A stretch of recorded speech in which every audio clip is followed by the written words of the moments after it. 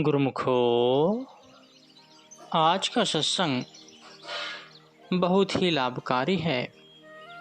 सभी गुरुमुख ध्यान पूर्वक सुने और लाभ उठाएं।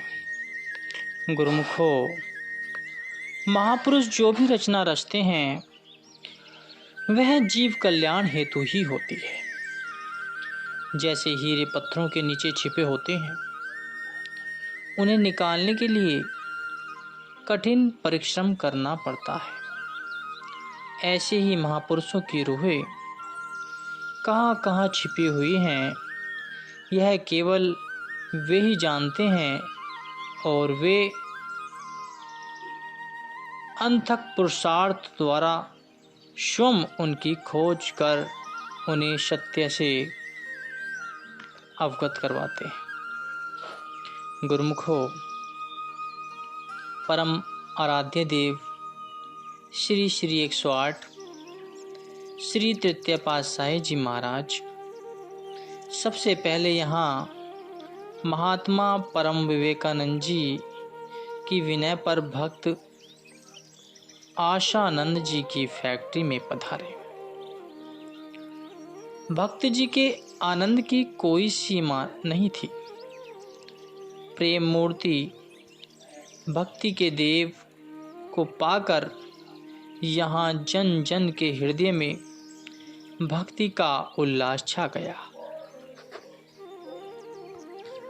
अधिकारी संस्कारी रूहों ने आकर नाम दीक्षा ली और भक्त भगवान दास जी तो श्री चरणों के ऐसे भ्रमर बने कि उन्हें आत्मिक रस के सिवा अब कोई और रस नहीं सुहाता था। महाप्रभु जी ने इनके घर, जो कि शारदा गली अति शंकरी में था, कृपा फरमाई। साथ में आए महात्मा जनों ने विनय की कि मकान ऊपर है और लकड़ी की ऊंची सीढ़ी है, तो श्री प्रभु जी कैसे चढ़ पाएंगे। तो फरमाया कि हमें वहाँ अवश्य ही जाना है। उनके घर कृपा फरमाकर आपने सबको श्री दर्शनों से निहाल कर दिया। जब आप वहाँ से वापस पधारने लगे तो भक्त जी ने अक्षुपूर्ण नेत्रों से विनय की कि प्रभु, इस तुच्छ दास के लिए आपने इतना कष्ट सहा। मेरे पास कोई शब्द ही नहीं है जिससे मैं आपका आभार प्रकट कर सकूं। तो आपने फरमाया कि हमारा तो अहमदनगर आना आज सफल हो गया। यहाँ आश्रम की जमीन लेने से पहले श्री सद्गुरुदेव महाराज जी, श्री पंचम पातशाही जी जब श्री आनंदपुर में पर्व मनाने के पश्चात श्री प्रयाग धाम कृपा फरमाते तो भक्त जी श्री भोग लगाकर स्टेशन पर पहुंच जाते। महात्मा दर्शन अलखानंद जी पोस्ट कार्ड द्वारा इन्हें सूचित कर देते थे। एक बार पर्व बीतने के पश्चात भक्त जी को महात्मा जी की तरफ से आपके आगमन का कोई संदेश प्राप्त नहीं हुआ। हृदय में श्री दर्शन की चाह ने व्याकुल बना दिया। ये श्री भोग का डिब्बा लेकर स्टेशन पर पहुंच गए।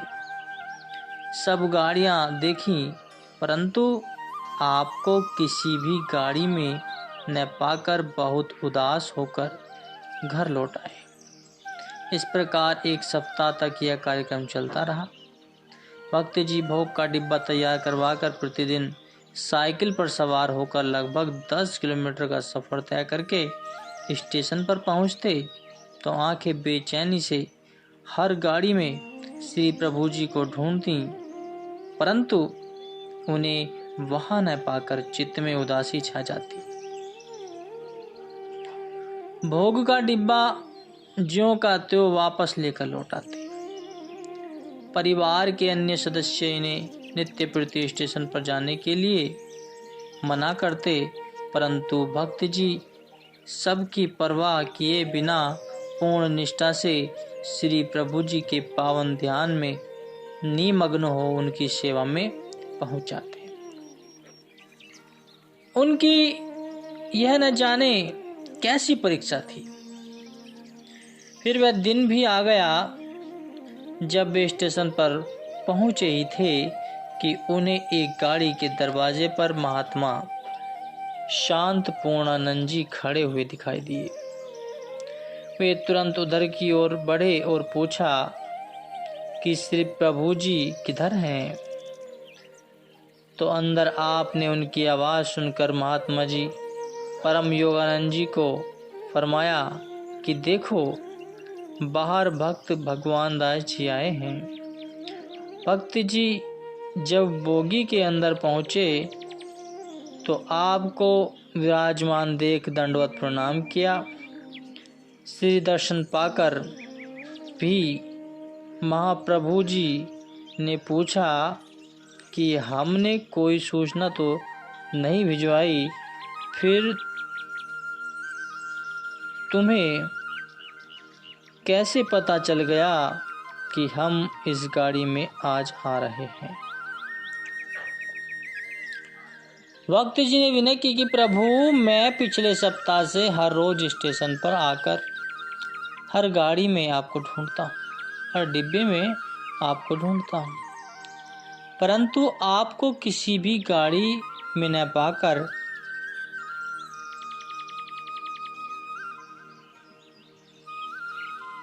दर्शनों का परम सौभाग्य प्राप्त हुआ है। आंखें आपकी सुमंजुल छवि को निहार कर धंध हो गई है। महाप्रभु जी उसका हार्दिक प्रेम देखकर मुस्कुराए और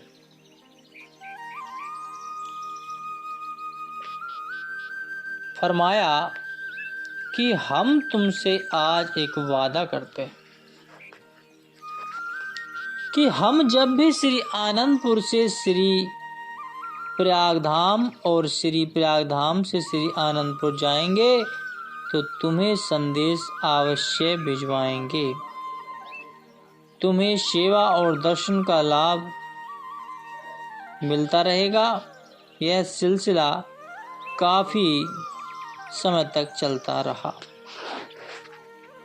तो गुरुमुखों, सन 1984 में आश्रम के निर्माण का कार्य आरंभ हो गया। महात्मा परम रोशनानंद जी को इसकी जिम्मेवारी सौंपी गई। वे कुछ अन्य सेवादारों सहित इस कार्य में संलग्न हो गए।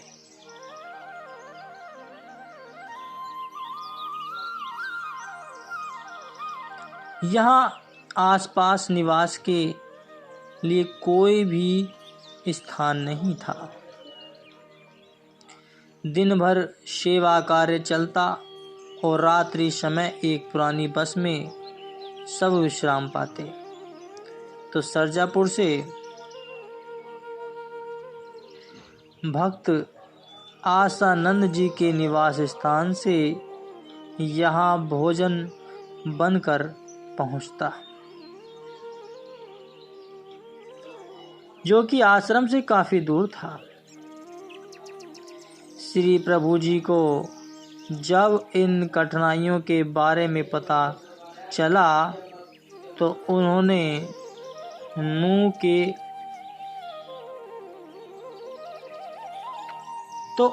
समीप ही कोई स्थान किराए पर लेने की आज्ञा फरमाई। आश्रम के आसपास कोई जगह नहीं मिली। सिंधी कॉलोनी तारकपुर में एक मकान खाली था। जब वहाँ लोगों से पूछा तो पता चला कि उसका नाम भूत बंगला है और यहाँ भूत का वास होने के कारण ही यह मकान नहीं खड़ा हुआ है, ना ही इसकी मरम्मत हुई है। तो कोई भी भय के कारण इधर की ओर मुख भी नहीं करता। तो भक्तों द्वारा जब यह विनती श्री चरणों में पहुंची तो आपने फरमाया कि भक्तों को भूत कुछ भी नहीं कहते।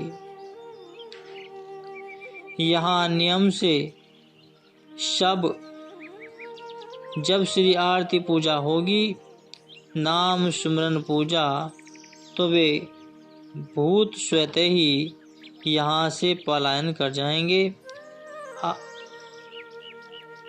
आप अपना कार्य आरंभ रखो और श्री आनंदपुर लंगर का सारा प्रबंध यहाँ कर दिया गया। तारकपुर में रहने वाले अन्य भक्त भी प्रतिदिन श्री आरती पूजा में सम्मिलित होने लगे, लंगर की सेवा में भी भाग लेने लगे। बच्चा, बूढ़ा, जवान सब सेवा का सौभाग्य पाकर कृतार्थ होने लगे। यह सब महापुरुषों की अनंत कृपा का ही फल है। जिस स्थान की ओर भय के मारे कोई देवता तक न था, महापुरुषों ने वहां सेवा भक्ति की ऐसी लहर चलाई कि उन्हें यह भी स्मरण न रहा कि यहाँ कभी भयानक आवाजें आती थी। महाप्रभु जी ने स्वयं भी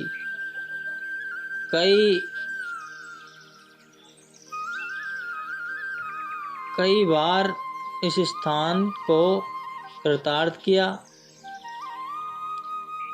इस प्रकार 2 वर्ष तक ऐसे ही कार्य चलता रहा। एक बार आपने यहाँ कृपा फरमाई और आश्रम का निरीक्षण किया। उस समय श्री मंदिर जी का निर्माण कार्य चल रहा था। तो आपने फरमाया कि पहले यहाँ पर लंगर बनने का स्थान तैयार करो तथा आवास के लिए भक्त एवं भक्तियों की ओर भवन बनाओ। भक्तों ने श्री आज्ञा श्रीधार कर लंगर और आवास के लिए बिल्डिंग तैयार कर दी। फिर धीरे धीरे श्री मंदिर का निर्माण कार्य होने लगा। तो आपने यहाँ सेवा की ऐसी निराली दात बख्शी कि सेवकों को न दिन का पता और न ही रात का, सब मस्त होकर सेवा में जुटे हो रहते। तो आप जब जब यहाँ कृपा फरमाते तो स्वयं विराजमान होकर सेवा कार्य करवाते और सेवकों के दिल में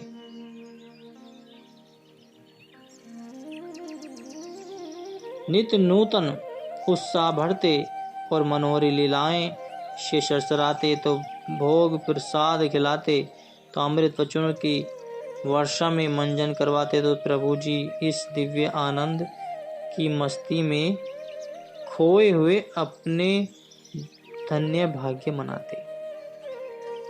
बोलो जयकारा, बोल मेरे श्री गुरु महाराज जी की जय।